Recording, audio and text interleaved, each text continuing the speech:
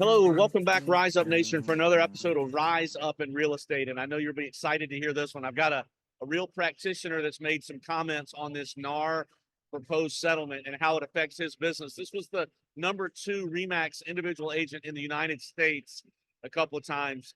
Incredible human being, great businessman, just a hard worker. And I think you'll appreciate his comments today on the NAR settlement. I interviewed him some time ago in front of our whole organization and was just impressed with what he had to say, and I think you will go too. So Rise Up Nation, enjoy the recording, and look forward to seeing you guys real soon. Now's where it gets fun. So Q is a great friend of our company, of REMAX Southern Shores, REMAX Professionals. You guys probably heard him speak a few years ago. He was actually on the main stage at REMAX R4 this year. Those of you that went, was he the best thing in the whole opening session? I genuinely believe that he was. I'm so proud of REMAX for putting an agent on stage, on the main stage, but he killed it. He's actually an active contestant right now on Survivor. If you haven't watched it, it airs tonight. You should watch it. He's still in. 6 or 7 people have been voted off, and he's still on their slide as a rascal. And he wins every contest because he's such just a fine-tuned athlete. But Q, we are so happy to have you, Q. I see Q's down here going to make you big. Q, you like that? Q. Good to see you, man. Man, what's up?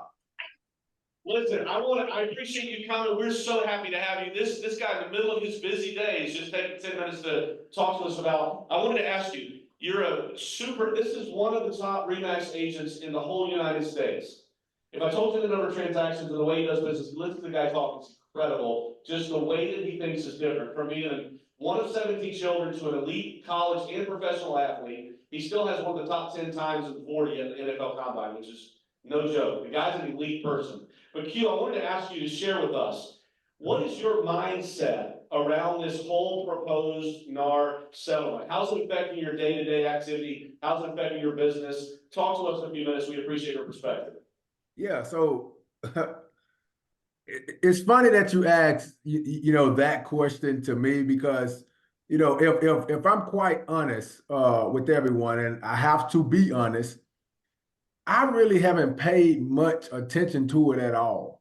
I understand they're doing some changes to the MLS. Okay, fine, it's great. What I've been focusing on more so than trying to read the headlines and follow this lawsuit that really no one knows really what's happening. Even attorneys, they have tried to come in and explain it. So I just gave up trying to understand it. And I just went back to focusing on what I do best, and which is connecting with people, trying to get sellers to list their house, trying to get buyers to buy homes.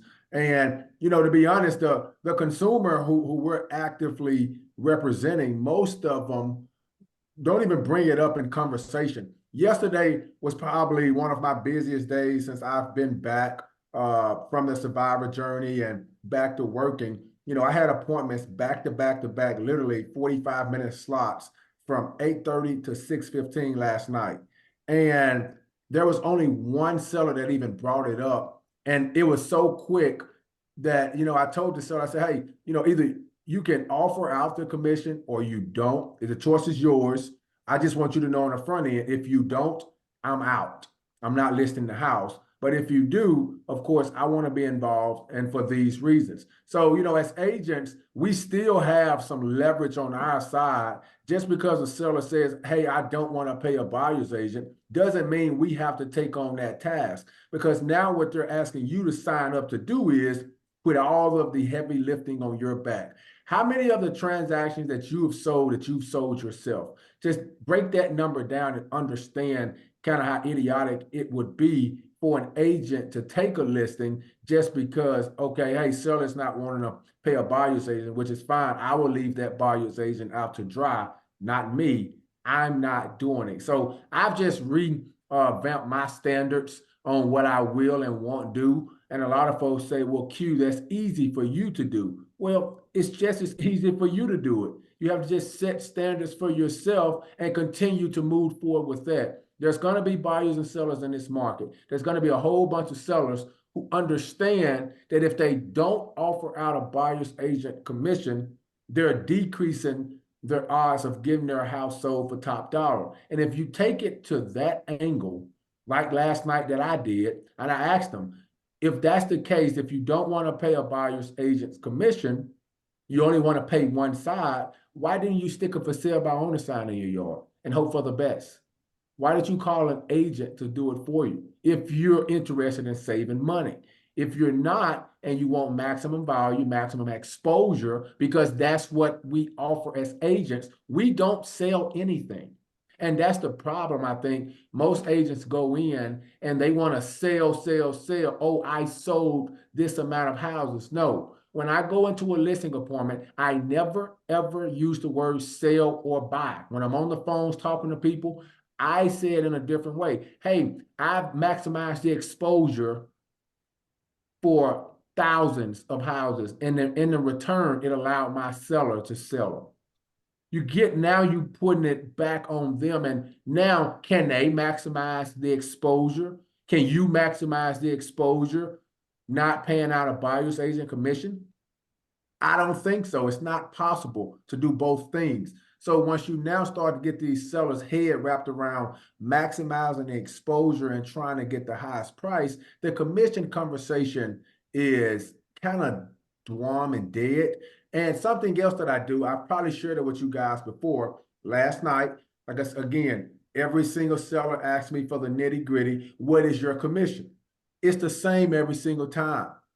I start at 7, I'll give you 6, I'll sell you 5. And a lot of you are looking at me like, what in the world are you talking about? You start at 7, you'll give them 6, and you will sell them 5. Well, I list properties at 7%, Mr. Seller. Every single time. If you do nothing today, I list it at 7%. But because I'm a fair guy and I appreciate you calling me, I can give you 6. But if you want 5%, you have to tell me right now somebody that's going to buy or sell a house within the next 3 months. Do you know someone like that? Last night, I had a couple who had their mom sitting at the table, and she was like, actually, I do. My mom is going to sell a house too. I said, awesome. So you want the 5%, right?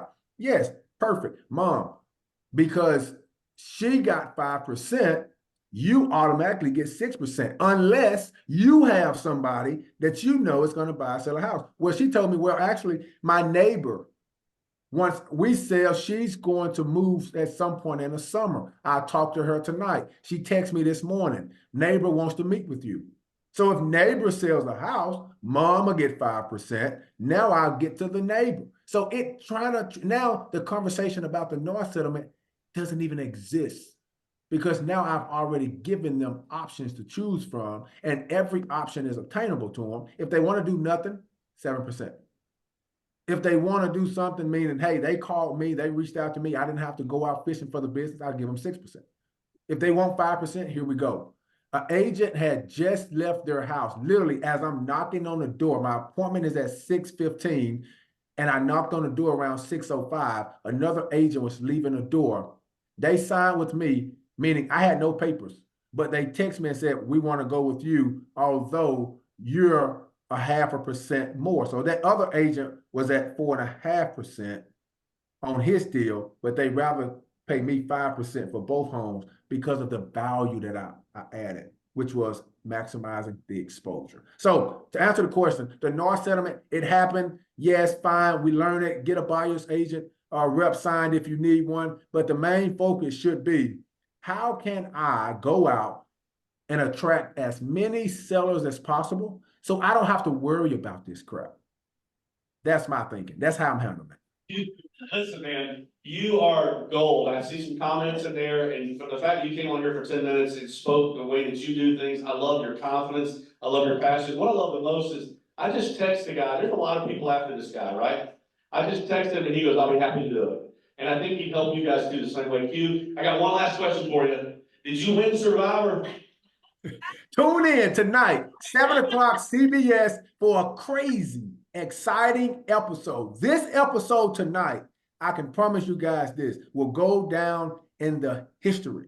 It is so wicked, so crazy. The game is starting to move fast. And I want you guys to support tonight by watching. Thank y'all so much for having me. And remember, the noise is loud. We hear the noise. We'll adjust to the noise. But it's our job to continue to turn the wheel at what we know best. Connecting with people, finding folks who want to buy and sell houses, and connecting the dots around it. All right. Thank y'all so much for your time. Many blessings to you, my friend. I wasn't sure what Q was gonna say. That's good stuff. Where does that confidence come from? Is it repetition? Is it genetics? Is it just, I can't do that, he can? Gold, gold, gold. I thought it was appropriate. Well, hey, that's a wrap, folks. Thank you so much for listening to Rise Up in Real Estate. If you liked hanging out with us today, please find us on Facebook, Instagram, and YouTube at Rise Up in Real Estate. Also, follow us right now on your favorite podcast host to hear more episodes. We really appreciate you spending some of your time with us. And until next time, let's do each other a favor and all help each other rise up.